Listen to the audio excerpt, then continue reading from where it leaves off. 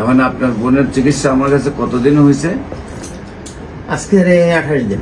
আজকে টোটাল 28 দিন। 28 দিনে আপনি মনে করেন যে আপনার বোন সুস্থ হয়েছে। জি।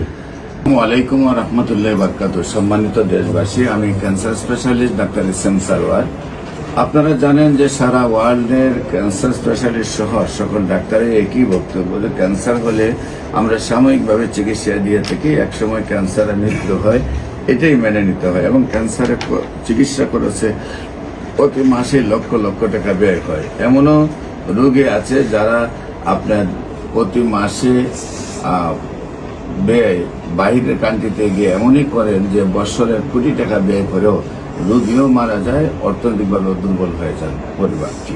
তো আমরা এমনই একজন ক্যান্সার রোগী যিনি মরণ বিধিতে বিজয় লাভ করছেন, সেই ক্যান্সার রোগী যিনি সুস্থ হয়েছেন, তার অভিভাবক আমাদের সামনে আবার দ্বিতীয় মাসের ওষুধ নিতে আসছেন। আমরা তার সাথে সেই বিষয়গুলো আলোচনা করব।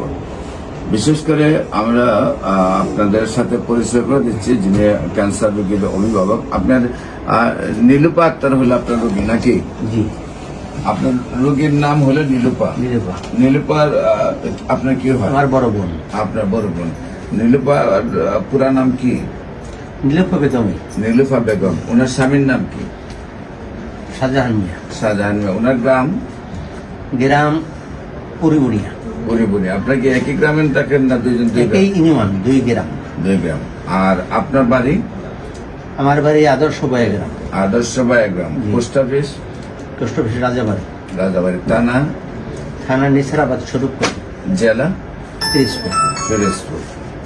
তো বিশেষ করে আপনার বোনের কিভাবে কি হয়, কেন ডাক্তারের কাছে গেছিলেন এবং কি কি চিকিৎসা করেছেন এবং কিভাবে সুস্থ হয়েছেন একটু দেশবাসীর উদ্দেশ্যে বলেন। আমার বোনকে প্রাথমিক পর্যায়ে ব্যথা, শ্বাসকষ্ট বরিশালে নিয়ে যাই। ওখান থেকে সিটি স্ক্যানের মাধ্যমে ধরা পড়ে যে ক্যান্সার আসতে পারে। তো উনি রেফার করলো মহাখালী। আমরা মহাখালীতে নিয়ে আসলাম। মহাখালীতে ওখান থেকে ধরা পড়লো যে ক্যান্সার ওনার 4 পয়েন্ট ক্যান্সারের পরে আমি অন্যান্য বিভিন্ন ডাক্তারের কাছে গেছি।